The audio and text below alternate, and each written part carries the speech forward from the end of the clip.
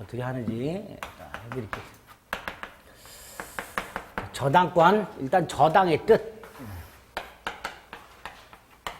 갑이 101호 아파트가 있고 은행에서 1억을 대출 받으면서 101호를 담보로 제공하고 이 101호 등기부에 저당권자을 이렇게 등기가 될 거예요. 그죠?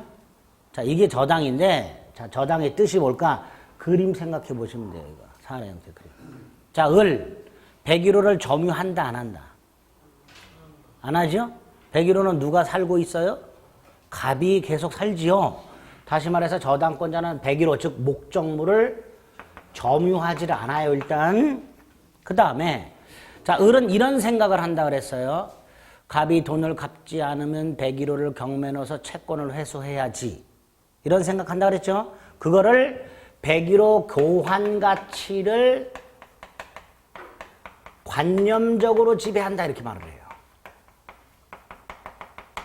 101호 교환 가치를 관념적으로 지배한다 이렇게 말을 합니다. 말만 어려워요. 실제 의미는 아무것도 아니에요.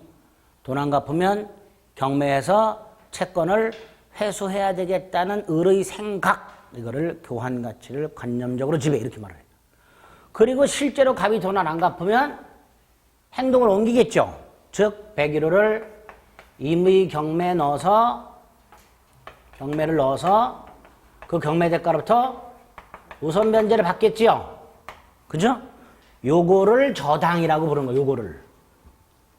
요거를 두 글자로 뭐라 한다? 저당. 이게 저당권의 뜻이에요. 어렵지 않죠? 그리고 여기서 특징이 나와요. 점유하지 않죠? 그러니까 반드시 공시하라 말이죠. 등기 등을 통해서. 저 101호를 사람들이 육안으로 봤을 때 저당권자가 있다는 걸 모르지요. 모르니까 등기 등을 통해서 반드시 알리라 말이지. 우리 원래 물권 총론에 보면 공시의 원칙이 있죠. 저당권에 따로 있어요. 저당권의 공시 원칙이라고. 아까 유치권자 같은 것들은 점유하잖아요, 직접. 그러니까 육안으로 봤을 때, 저기 유치권이 행사되고 있냐 알아요. 근데 저당권은 모르기 때문에 저당권이라는 사실을 등기 등을 통해서 반드시 공시하도록 하고 있어요. 그래서 민법상 등기 등록이 가능한 토지, 건물, 지상권, 전세권 요 네 가지만 저당권의 객체가 됩니다. 토지 등기부의 등기, 건물 등기부의 등기, 지상권 등기 밑에 부기 등기로 저당권 등기, 전세권 등기 밑에 부기 등기로 저당권 등기 이런 식으로. 물론 특별법에서 임목이라든가 뭐 자동차 이런 것들도 등기 등록이 가능한 것들 이런 것들도 저당권의 객체가 될 수는 있으나 민법상 저당권의 객체는 이게 됩니다. 이 저당권의 특징이에요. 그 다음에 아까 본 대로 사용수익은 여전히 누구한테 있다? 저당권 설정자에게 사용수익권이 있다. 이렇게 되겠죠. 그죠? 이 저당권의 특징. 별거 없어요. 특징.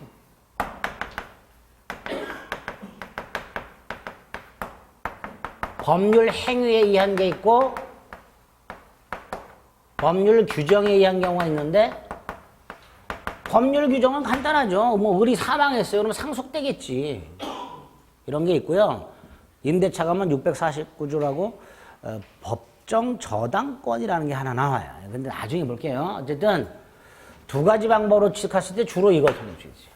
이때 법률 행위, 즉 계약이 두 개예요. 일단 은행 가서 돈부터 빌려요.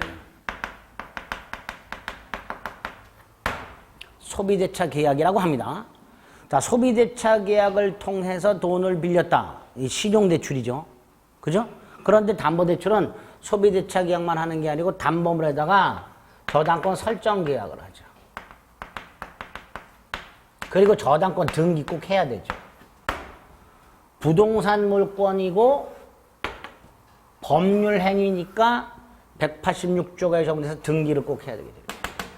이렇게 하면 저당권이 성립을 해요. 자, 여기서 이제 당사자를 좀 조심하셔야 되는데 소비대차 계약의 당사자는 채무자하고 채권자예요. 차주, 대주라고도 해요. 당연하죠. 채무자와 채권자가 당사자예요. 반면에 설정계약의 당사자는 설정자와 저당권자로라고 불러요. 설정자와 저당권자. 이때 채권자와 저당권자로 등기되는 자는 원칙적으로 동일인이어야 됩니다. 채권자는 을인데 등기부에 병으로 등기가 되어 있으면 그 등기는 무효입니다. 그래서 채권자와 저당권자로 등기되는 자는 동일인 잊지 마세요. 동일인. 네. 원칙이에요. 물론 예외는 있으나 하여튼 원칙이 그렇다요. 근데 요 놈이 문제죠. 설정자가 누구냐? 쉽게 생각하세요. 이 담보물의 소유자라고 생각하시면 돼요. 담보물의 소유자. 그 사람이 설정자예요. 자, 그러면 돈을 갑이 빌려. 채무자 갑이죠? 101호도 갑소유야. 그럼 설정자는 누가 돼요? 채무자. 그쵸? 근데 돈을 갑이 빌려. 갑이. 자기 이름으로 빌려. 채무자 갑이죠? 101호는 아버님 병소유야. 자, 이 병은 채무자 아니죠? 채무자는 아닌데 담보를 제공해. 제3자. 그 사람을 물상보증인이라고. 그래서 설정자는 채무자 또는 물상보증인. 이렇죠. 채무자 또는 물상보증인. 이때 물상보증인은 갑이 돈을 안 갚으면 대신 갚을 의무가 있다 없다? 없어요. 일반 보증인하고 달라요. 안 갚아도 돼요. 저 101호만 날리면 된다 그랬죠? 물건으로 책임만 지는 사람이 물상보증이에요. 채무를 부담하진 않아요. 그러니까 갑이 돈을 안 갚는다 해서 물상보증에게 돈 갚아라 할 수는 없습니다. 없습니다. 그런 사람을 물상보증이라고 해요. 두 번째, 목적물은 아까 말씀드렸고 민법상 목적물. 채권. 보통은 돈을 빌려주니까 금전 채권이죠. 그죠? 근데 꼭 금전 채권만 저당권에서 담보할 수 있는 건 아니에요. 여러분이 이정환에게 강의하라는 채권을 갖고 있는데 제가 강의를 제대로 안 해서 손해가 생겼어. 그럼 강의하라는 채권이 나중에 제가 제대로 강의를 안 하면 손해를 배상하라. 돈으로 바뀔 수 있죠. 그것도 미리 해둘 수 있어요. 이렇게 금전 채권이 주가 되지만 반드시 금전 채권만 되는 건 아니다. 현재는 채권이 없고 장차 생겨. 장래 채권. 미리 할 수 있나? 있다. 근저당권이라는 게 있어요. 미리 할 수 있다. 1억을 빌려줘서 5천만 원만 저당권으로 할 수 있나? 있지. 채권 일부. 처음에 그냥 믿고서 3번을 빌려줬어. 채권 3개 있어. 안 되겠어. 이거 합쳐가지고 액수가 커졌어. 하나의 저당권으로 담보할 수 있는가? 있다. 예? 채권 일부를 하나의 저당권으로 담보할 수도 있고 채권 여러 개를 묶어서 하나의 저당권으로 담보할 수도 있다. 갑을 병에게 정이 돈을 빌려줬다. 정이 갑에게도 채권 갖고 있고 을에게도 채권 갖고 있고 병에게도 채권 갖고 있는데 넷이 모여갖고 갑이 갖고 있는 부동산에 갑의 채권뿐만 아니라 을병 채권까지 묶어서 하나의 저당권으로 담보할 수 있는가? 있다. 즉 채무자 여러 명을 묶어서 하나의 목적물에 저당권 설정할 수 있다. 마지막으로 갑에게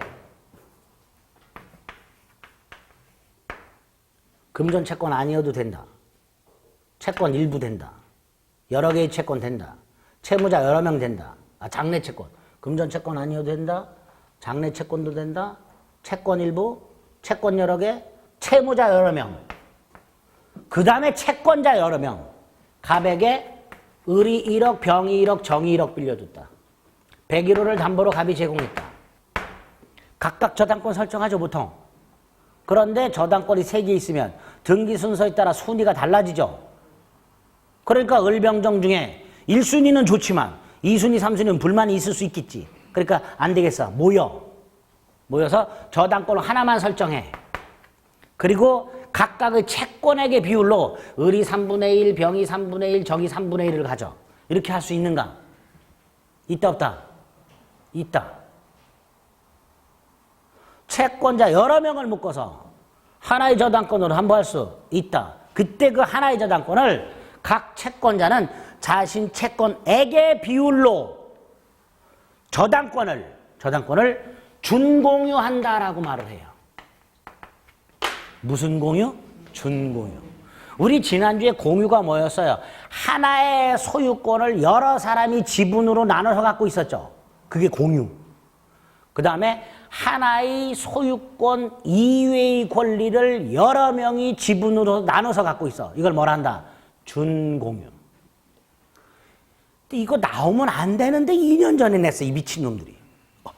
녹화되는구나. 미치시진 않았고요, 출제위원들이. 약간 좀 이제 수험생들에게 공부를 빡세게 하라고 그랬는지, 이걸 냈어요. 품위 있게. 어쨌든 준공유할 수 있다. 네? 이런 것들. 성립에서 기억하시고. 그 다음에 저당권의 효력이 나오는데, 5개가 있습니다. 그 중에 첫 번째는요, 임의 경매권과 우선 변제권인데 뭐 별로 신경 안 써서 이거는. 나머지 4개가 문제예요.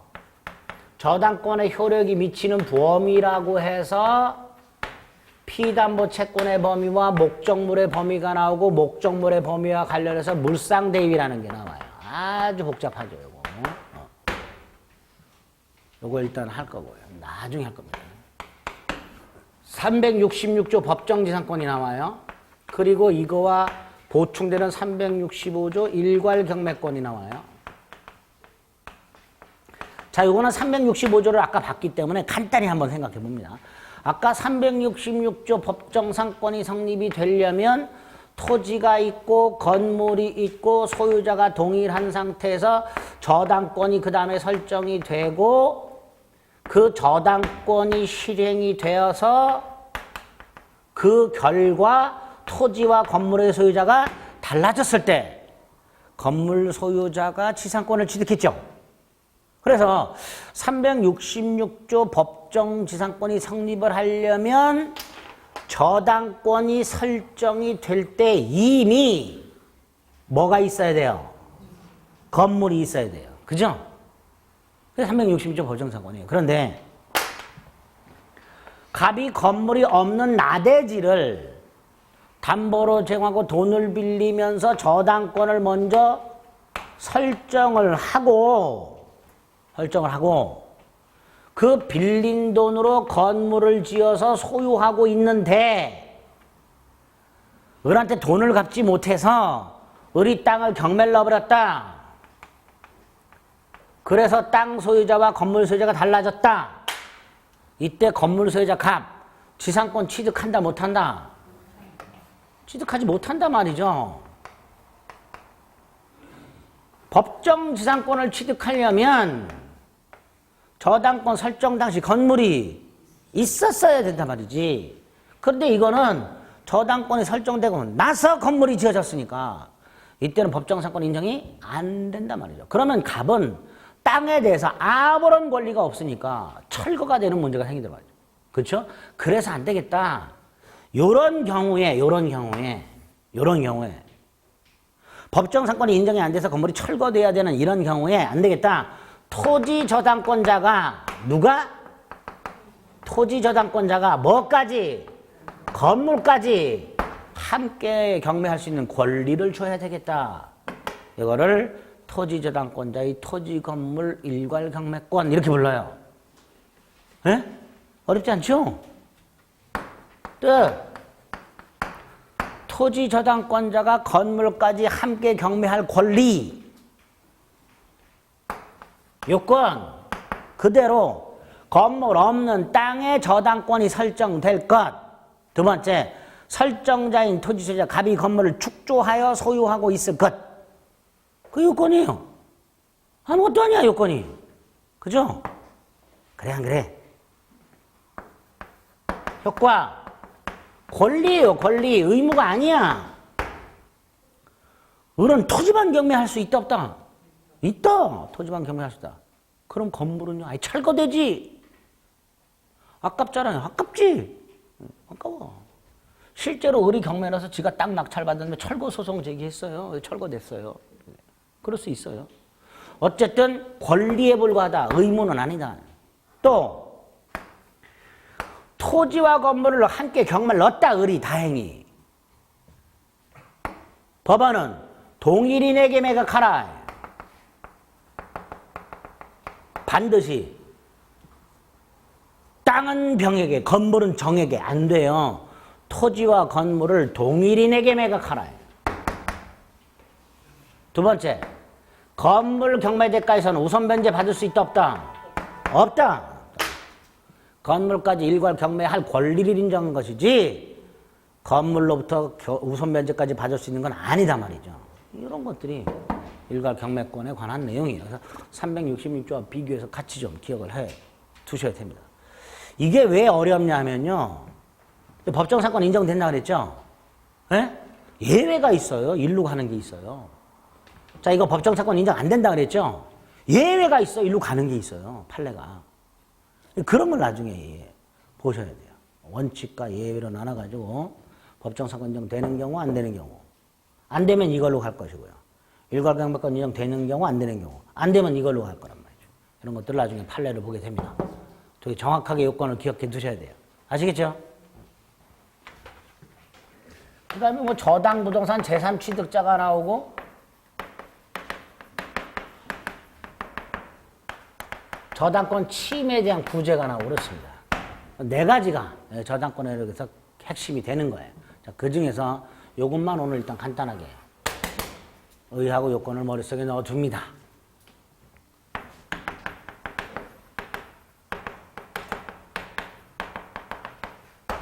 저당권 처분 양도라고 해서요. 뭐 소멸은 채권이 소멸하면 저당권은 소멸할 테니까 별 문제 없어요. 요 놈이죠. 저당권 처분.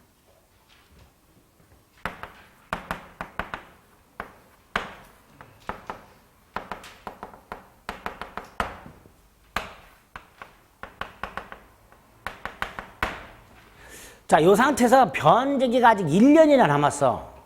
근데 우리 돈이 급 필요해. 갑에게 미리 갚아달라. 갑이 돈이 있으면 갚으면 되지만 없으면 갑은 아직 변직이 안 됐잖아요. 안 갚겠죠. 자, 그럼 을은 돈을 마련하는 방법. 이거 팔아야죠. 그죠? 팔아야 돼요. 재산권이니까. 그런데 저당권만 양도하면 된다 안 된다? 절대로 안 돼요. 저당권과 저 1억 채권은 담보물권과 피담보 채권이에요. 따라서 저당권만 파는 거 된다 안 된다? 하늘이 두 쪽 나도 안 돼요. 저당권만. 아예 못을 박아놨어. 저당권만 양도하지 못한다. 딱 못을 박아놨어요. 그러니까 뭐도 파는 거예요. 같이 파는 거예요. 이때 이 채권 이거를 판례가 이거를 저당권이 붙어있다 그래서 저당권부 채권이라고 불러요.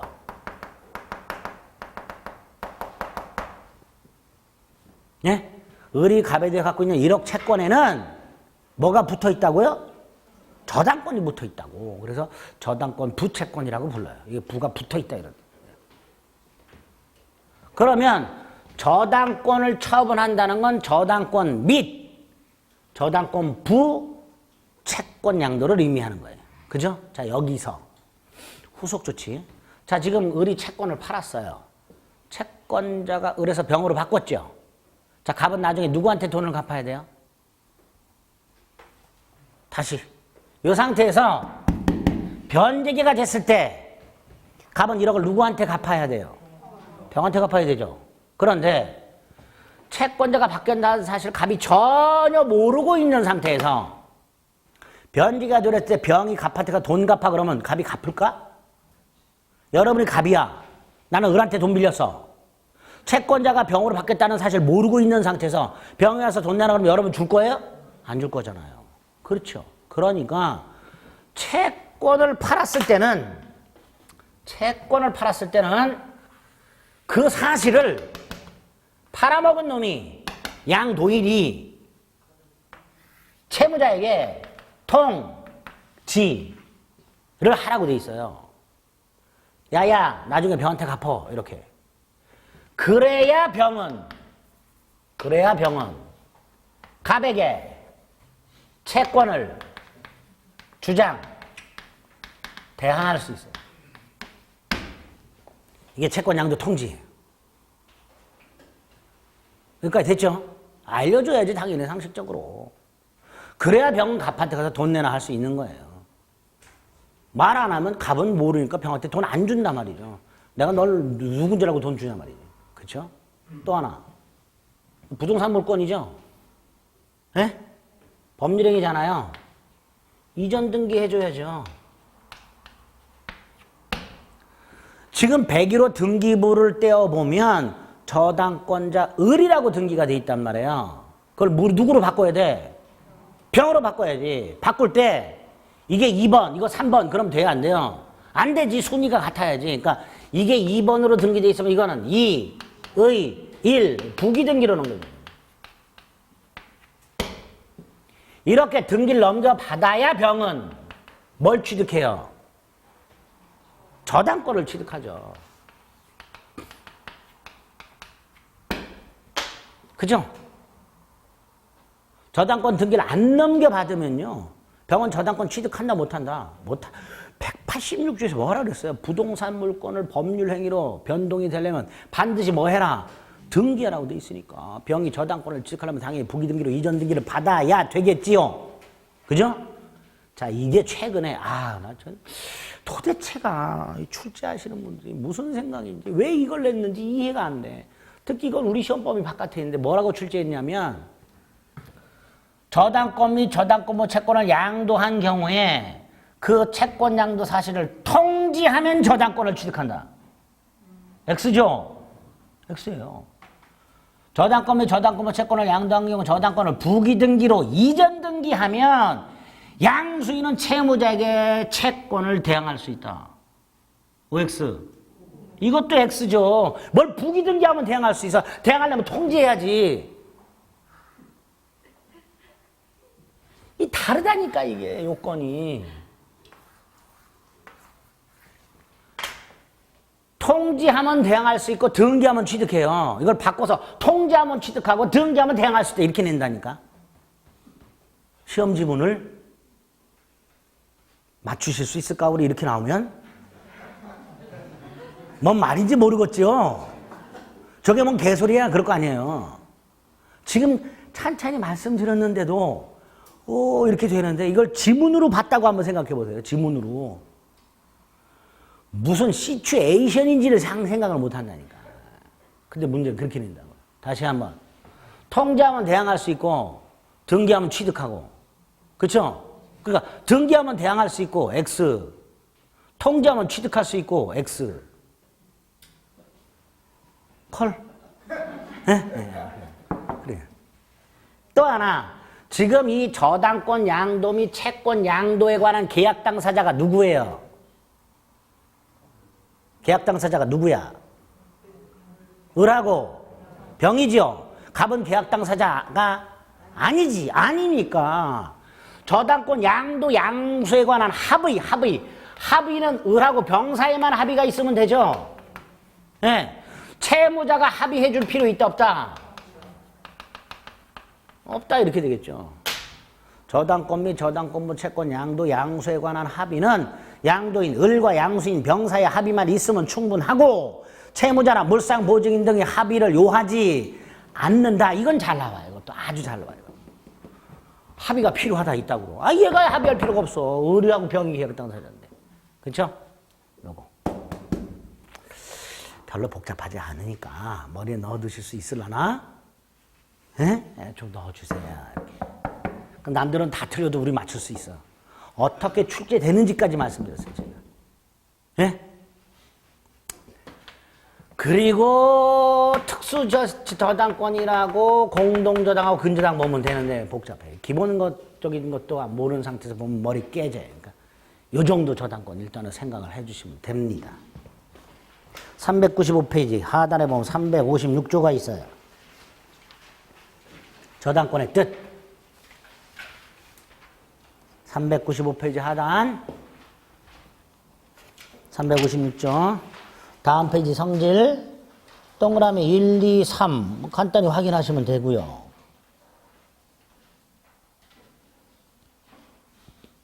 점유를 수반하지 않는다는 게 특징이라 그랬죠.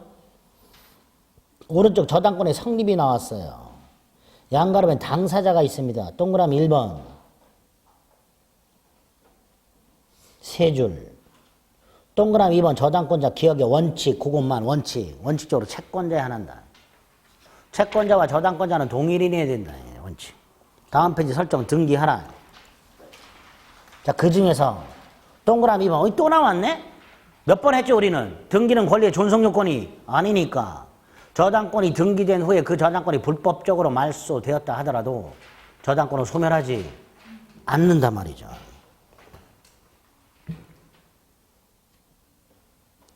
두 줄 체크하시면 되고 오른쪽 객체 동그라미 1번 민법에 있는 거 기억하시고 양가로 4번 채권 동그라미 1 꼭 금전 채권 아니어도 된다. 그죠? 쭉 내려서 동그라미 2번 채권 일부 되고 여러 개 채권 되고 동그라미 3번에 중간에 장래 발생 채권도 되고 그죠? 거기에다가 아까 말씀 특히 이거 채권자 여럿이 하나의 저당권을 채권액의 비율로 무슨 공유? 준공유할 수 있다. 하나의 저당권을 채권액의 비율로 준공유할 수도 있다. 책이 없으니까 안 찾으셔도 돼요. 야, 책이 없는 걸 왜 얘기하냐, 자식. 아이, 출제가 됐으니까 얘기를 하지.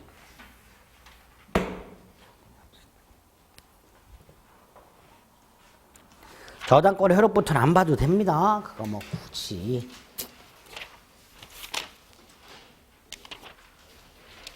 나중에 볼 겁니다. 어딜 보시냐 하면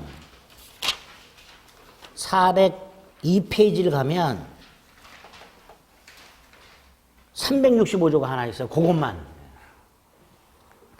토지를 저당권 목적으로 하는 경우 독립한 부동산 건물에는 저당권의 효력이 미치지 않는다. 그런데 저당권을 설정한 후에 건물이 축조하게 되면 저당권 실행으로 건물은 철거돼야 되는 문제가 생기더라. 따라서 일괄경매를 규정하고 있다. 365조. 그죠? 요건 A. 저당권 설정 후에 건물이 신축. 원칙. B. 설정자, 즉 토지 소유자가 건물을 지어서 소유하고 있을 것. 이게 원칙. 물론 예외는 있으나 원칙이 갑이 건물을 지어서 갑이 소유하고 있을 것. 그래서 갑이 건물을 지었고 건물을 다시 병한테 판 상태에서는 일괄경매가 안 돼요. 예? 갑이 지어서 갑이 소유하고 있어야 일괄경매가 돼요. 오른쪽 효과 A. 일괄경매를 할지라도 매각대금에서는 우선 변제를 받을 수가 없다. 그렇게 돼 있죠. 기본적인 거 확인하시면 되겠습니다. 그리고 나머지는 다음에 하고 쭉쭉 넘어가서 410페이지. 4번의 양가로 1번. 365조 동그라미 1, 동그라미 2. 동그라미 1, 2. 동그라미 2는 뭐라고 돼 있어 아까? 양도인, 양수인 사이 합의만 있으면 된다. 채무자나 물상보증인 사이에서까지 합의가 있을 필요는 없다. 그리고 이게 빠져 있어요. 또 우리 교재. 통지 대항할 수 있다. 등기 취득한다. 예? 통지 대항할 수 있다. 등기 취득한다. 반드시 구별해서 기억하자. 됐죠? 네, 여기까지 저당권 내용을 보시면 되겠습니다. 자, 이제 민특법 두 가지만 간단히 보겠습니다. 집합건물법은 7, 8월달 문제풀이 하면서 지문 체크해 드릴 테니까 그것만 외우고 들어가세요. 그럼 맞출 수 있어. 자, 이건 체크 안 해드릴 테니까 자꾸 책을 체크하셔서 안 되겠어. 듣기만 하세요. 가등기 담보 등에 관한 법률. 두 가지를 기억하셔야 되는데, 자, 가등기 담보 등에 관한 법률이 일단 뭔가를 생각해 봅니다. 갑이 을로부터 1억을 빌리고 101호를 담보로 제공했는데 각과리 뭐라고 약속을 했냐면 돈을 못 갚으면 대신 101호 소유권을 넘겨주기로 이렇게 계약할 수 있다 없다? 있죠. 대신 물건으로 갚기로 약속. 대물변제 예약. 예? 돈을 못 갚으면 100일로 소유권을 넘겨주기로 약속. 이때 을. 나중에 진짜 갑이 돈을 안 갚으면 안전하게 소유권 가져와야 되지요. 그죠? 그럼 미리 무슨 장치를 해놔야 돼, 을이. 무슨 장치를 하냐? 가등기. 을의 이름으로 가등기를 해놨다가 나중에 갑이 돈을 갚지 않으면 본등기를 확 해버려. 그럼 뭘 취득해? 소유권을. 요걸 가등기 담보라고 해요. 뭐라고 한다고요? 가등기 담보. 그래서 을이 갖고 있는 게 가등기 담보권이에요. 을이 갖고 있는 게. 또 하나. 지금 갑이 돈을 안 갚았을 때 을이 안전하게 소유권을 가져오는 방법이라고 그랬죠. 을이 미리 소유권 등기를 해놔. 101호 등기부를 떼보면 소유권자 을이라고 등기가 되어 있어요. 근데 이건 소유권이 아니야. 갑이 돈을 안 갚아야 소유권으로 바뀌어요. 그 전까지는 양도담보권이라고 불러요. 뭐라고 부른다고요?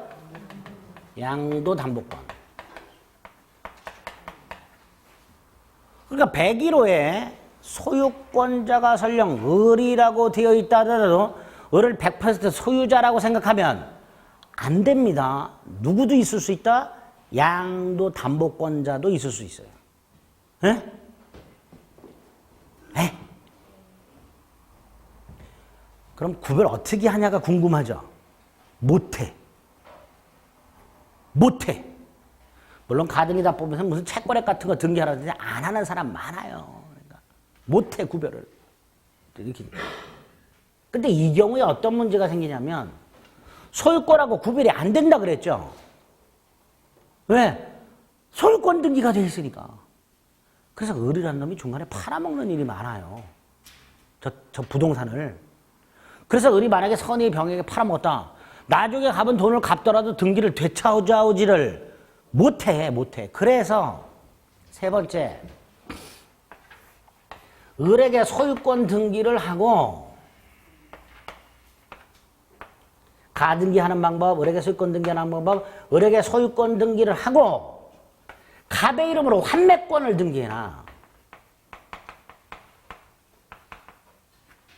그리고 나중에 돈을 갚아가지고 환매권을 행사해서 등기를 되찾아와. 환매권이 등기돼 있으면요, 을이 병한테 팔더라도요, 갑은 병한테 환매권 주장할 수 있게 돼요. 그러니까 갑은 나중에 돈을 갚고 등기를 되찾아올 수 있게 됩니다. 이때 이 을이 갖는 권리가 매도담보권이라고 부르는 거예요. 요게.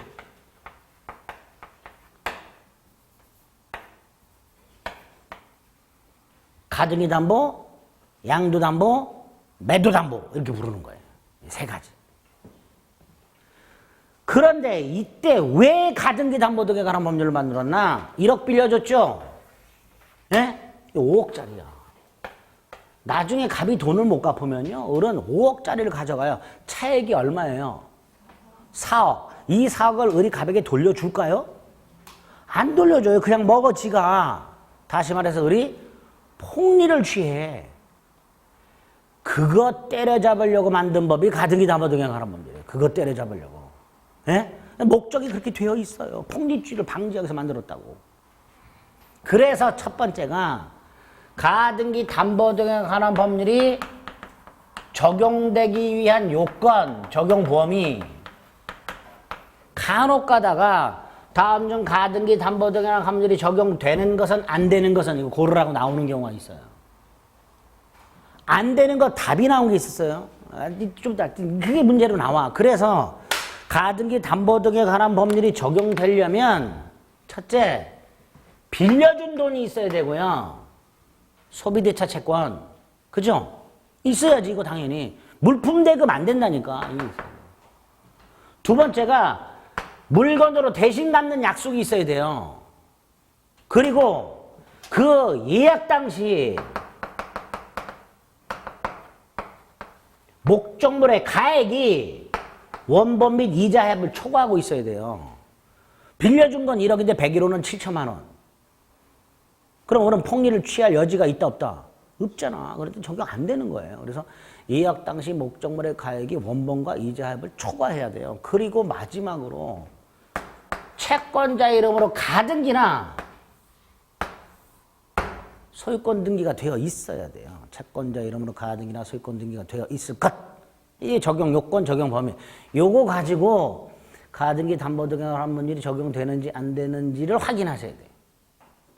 아까 저당권 같은 건 경매 넣어버리면 그만이었잖아요. 그죠? 얘 소유권을 가져간단 말이에요. 그러니까 폭리를 취하니까 그거 막으려고 만든 게 이런. 그래서 4가지 요건을 기억하세요. 자, 가등기 담보등의 환문율이 적용되는 경우, 안 되는 경우, 안 되는 경우 답으로 이런 게 나온 적이 있어요. 3천만 원을 빌려주면서 1억짜리 고려청자를 양도담보로 제공한 경우. 3천만 원을 빌려주면서 돈을 못 갚으면 1억짜리 고려청자를 넘겨주기로. 가등기 담보등에 관하면 적용된다, 안 된다? 예? 안 되지요? 왜 안 돼요? 네 번째 거 등기 불가. 등기 불가. 그러니까 적용 안 되는 거예요. 그런 것들이 시험이에요. 그 다음에 가등기 담보등에 관한 문제는 대부분 여기서 시험 문제가 나와요. 두 번째. 변제가 됐는데 돈을 안 갚아. 그래서 을이 결국 이 가등기 담보권을 실행. 두 가지예요. 저당권하고 똑같아요. 경매권이 있어요. 우선 변제 받을 수 있어요.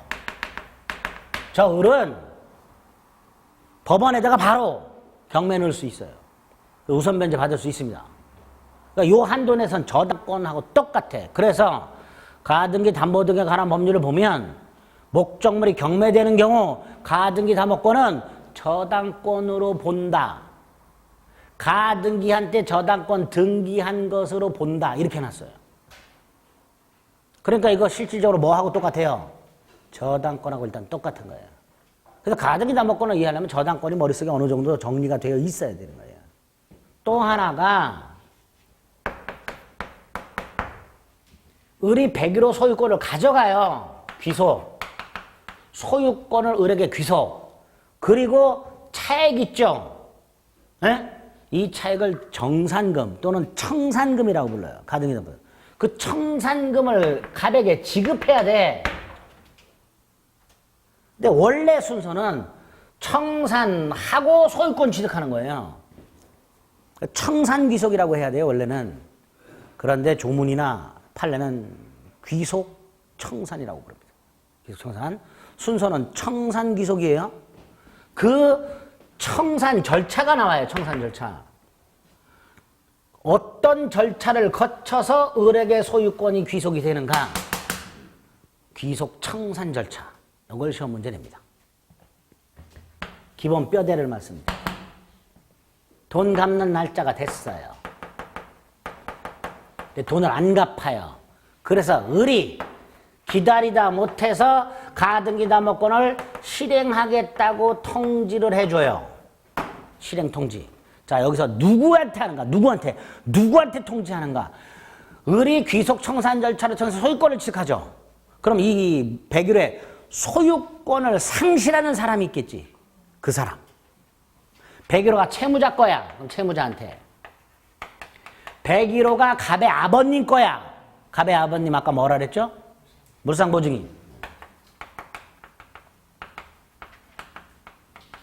중간에 101호를 팔았어. 이거 산 사람이 있겠죠? 제3취득자. 갑이 중간에 팔았어. 이 사람을 제3취득자라고 해요.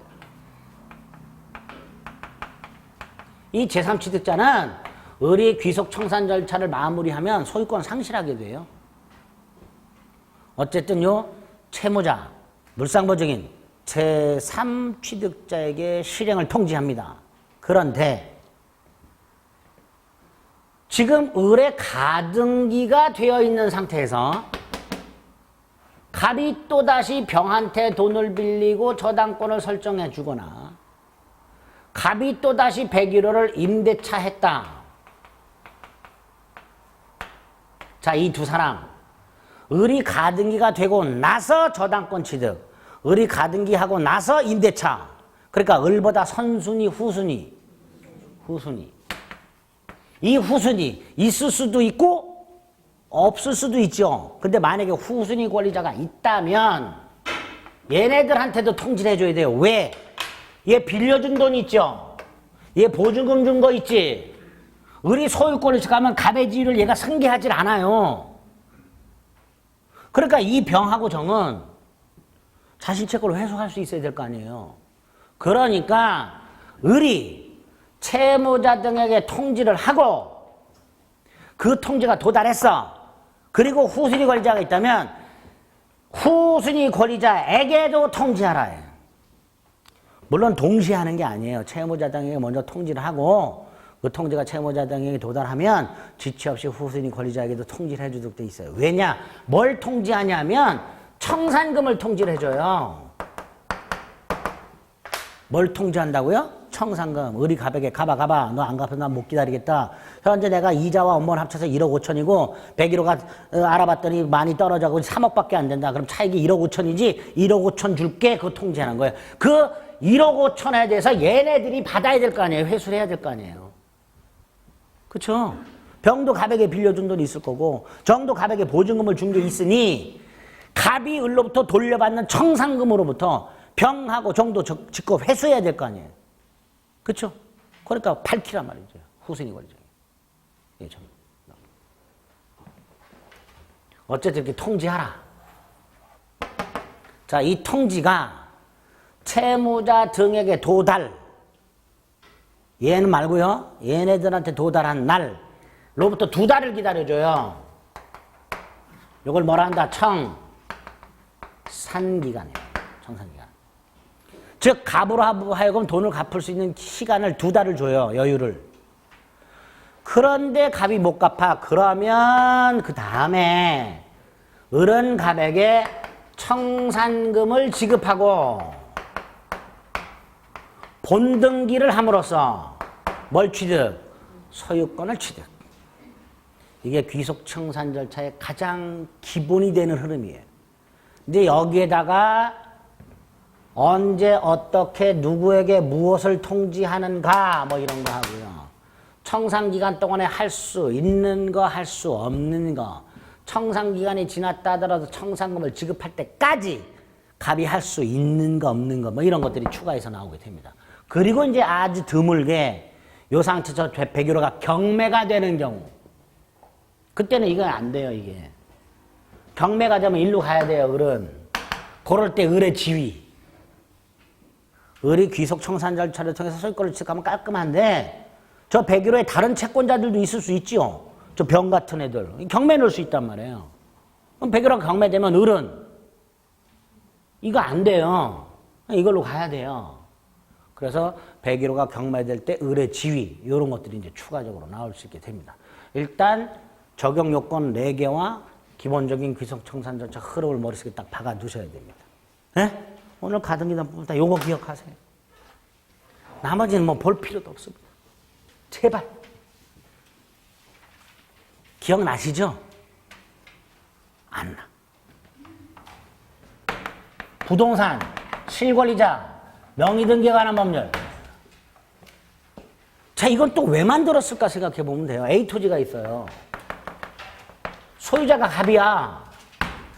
공시지가가 폭등을 해가지고 다른 부동산하고 합쳐들이 종합부동산세를 내게 생겼는데 안 되겠다. 세금을 회피해야 되겠다.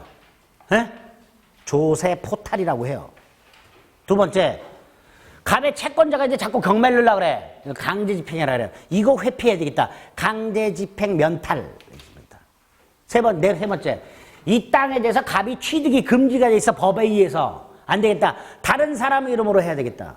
법령에 제한, 회피. 조세 포탈, 강제집행 면탈, 법령상 제한, 회피. 이 3가지를 싸잡아서 탈법 목적. 이렇게. 무슨 목적? 탈법 목적. 탈법 목적으로 갑이 친구 을에게 야, 네 이름 좀 빌리자. 명의신탁약정. 명의신탁약정. 이름 빌리는 약정. 빌리는 자가 신탁자, 빌려주는 자가 수탁자. 그리고 요놈 이름으로 소유권 등기. 즉 등기부상. 소유권이 갑에서 을로 변동된 것처럼. 탈법 목적의 명의상약정 및 물권 변동. 조세포탈, 강제평면탈, 법령상 제한 회피라는 탈법 목적의 명의상 약정 및 등기를 때려잡으려고 만든 게 그런 말이에요. 그걸 때려봐. 뭐 이행, 강제금 부과하고 막, 예? 예. 형사 처벌하고 막. 어떻게 하는가 일단 무효.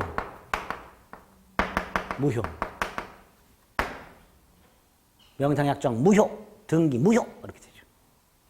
그런데 이 배신 때리는 사람이 무지하게 많아요. 배신 때린다는 게 뭐야? 팔아. 자, 등기 무효죠. 등기 공신적 인정 안 된다 그랬죠. 정소유권 취득한다 못한다. 선악불문하고 취득한다. 악의도 취득해요. 저 부동산이 명의신탁 부동산이라는 사실을 정이 알고 있었어도 소유권을 취득합니다. 이게 부실법 내용이에요. 부실법은요, 내용 아무것도 없어요. 이게 다야. 하지 마. 넌 괜찮아. 이게 부실법 내용 다예요. 물론 탈법 목적 때려잡으려고 했다 그랬죠. 그럼 만약에 탈법 목적이 없으면 적용 안 하겠죠. 적용 안 되는 예외가 나와요. 그건 나중에 하고 적용이 됐을 때 이렇게 된단 말이에요. 그리고 부실법 문제 90%가 사례 형태 문제 둘 중에 하나예요. 그거 오늘 볼 거예요. 명의상 약정의 유형. 오늘 이거 완전히 외워야 이제 더 이상 안 할 거야. 아니 또 해야지. 또 하긴 하는데. 하긴 하는데. 안 한다고 미리 뻥쳐놓을까? 앞으로 다시는 안 할 거야라고 뻥쳐놓을까? 중간생 약형 명의신탁이라고 해요. 3자간 명의신탁이라고도 하는데요. 신탁자 각과 수탁자 을 사이에 이름 빌리는 약정이 있고 그 다음에 갑이 병과 A 토지를 매매하더라. 즉 신탁자가 매수인이더라. 매도인이더라. 원래 등기를 이렇게 넘겨받아야 되죠. 에? 아니야. 갑이 병한테 부탁해서 등기를 막바로 이렇게 넘겨. 갑을 생략한 채. 이게 중간생략형 명의신탁이에요. 중간생략형 명의신탁. 자, 갑은 지 이름으로 소유권 등기한 적이 있다 없다? 없다. 법을 적용합니다. 약정 무효, 등기 무효. 자, 을에게 넘어가 있는 저 등기 부를 때 보면 소유권자가 을로 등기되어 있는데 무효예요. 그럼 이 A 토지는 누구 소유예요? 병소유죠. 병소유. 여전히 병이 소유예요. 왜? 아니 갑에게 등기한 적이 없잖아요. 그러니까 갑은 아직 소유권 취득 못한 거고요. 등기가 이렇게 넘어갔잖아요. 막바로. 그러니까 소유권은 얘한테 있는 거예요. 그러니까 말소 청구할 수 있는 거고요. 매매는 유효해요. 부실법은 이 계약 자체를 금지하진 않아요. 매매 계약을. 계약은 유효하니까 여전히 이전 등기 청구할 수 있어요. 이렇게 되죠. 기본적인 법률 관계. 박으셔야 돼. 유효, 무효, 무효. 물론 선악불문하고 소유권을 취득해요. 그죠? 얘가 소유권 취득했어. 그럼 누가 소유권 상실했어요? 누가 소유권 상실했어? 병이지요. 병 열받겠지요? 병 열받겠지요? 열받긴 뭘 열받아. 갑밭에서 돈 다 받았는데. 소유권은 병이 상실해요. 그렇죠? 열은 누가 받아요? 갑이 받아요. 그래서 을이 팔아먹는 것 불법행위고요. 그 상대방은 병이에요. 근데 손해배상은 얘가 청구해요. 이것까지 나오면 머리가 깨져요. 괜히 말했다. 네, 이렇게만. 네? 중간생략형.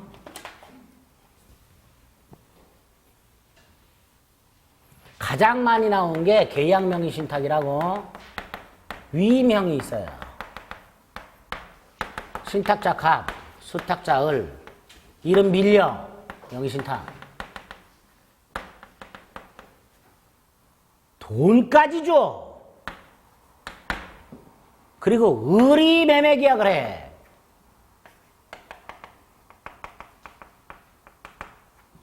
이때 을이 병에게 갑을 위한 것임을 표시하면 대리가 되겠죠. 그렇죠? 그런데 갑은 병풍 뒤에 숨어 있고요. 을 지가 매수인인 갑이 숨어 있어요. 실제 매수인이 숨어 있어요. 돈만 내고. 그죠? 이거를 계약명의신탁이라고 해요. 등기는 당연히 이렇게 넘어가겠지요. 약정 무효.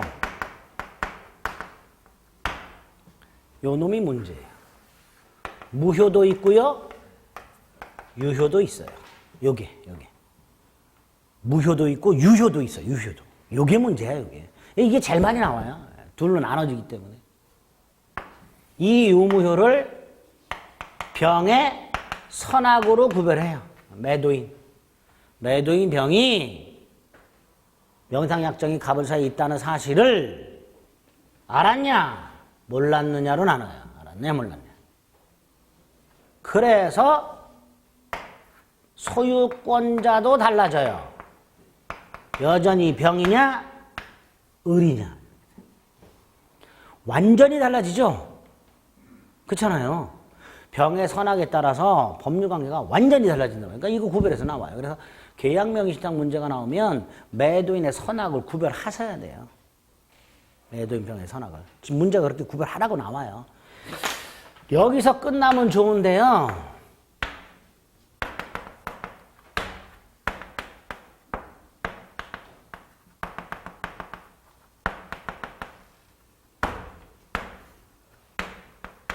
갑이 이렇게 돈을 줘요. 그리고 뭐라고 하냐? 야, 지금 무슨 경매법원에 가면 병소의 땅이 물건으로 나왔는데 네 이름으로 낙찰을 받아라. 이렇게.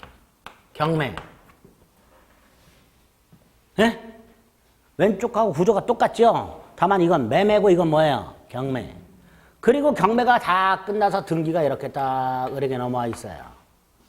이때 이건 당연히 무효예요. 요 놈이 문제야.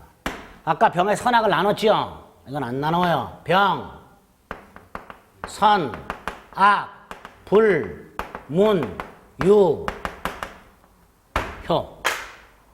법원에 의한 경매를 무효로 할 수는 없단 말이에요. 병의 선악, 불문하고 유효. 다르죠? 다르잖아. 두 개. 외우실 수 있겠죠? 한두 서너 여덟 번 갖고는 안 된다니까. 지금 저거하고 이거는요, 11, 12, 1, 2, 3, 4, 지금 3번을 그려드렸어요. 근데 난 머릿속에 안 들어있어요. 그쵸? 넣으셔야 돼요. 5, 6월 달에 조금 불었어요. 추가적으로 다시 한번 정리하겠습니다. 교재는 체크 안 할 테니까 반드시 머릿속에 넣어두세요. 아시겠죠? 월 개강할 때는 민법 총칙부터 시작을 다시 합니다. 민총, 물권, 물권 강론을 좀 자세히 볼 거예요. 계약법, 민특법 이렇게 나갈 건데 요것만 좀 보고 오세요. 민법 총칙만. 시작한 지 얼마 안 되신 분들은 1, 2월 달 거 한번 보고 오시고요. 조금 되신 분들은 3, 4월 달 거 민법 총칙 부분 강의 한번 보고 오세요. 아시겠죠? 책은 아직 읽지 마시고 책 자꾸 너무 읽으시려고 그러는데 책은 읽지 마시고 인강 한번 꼭 보고 오세요. 아시겠죠? 대답 안 하시면 안 끝납니다. 꼭 좀 해주세요. 네. 모의고사는 2시 반부터 하겠습니다. 1시간 정도. 여기까지 하겠습니다. 수고하셨습니다.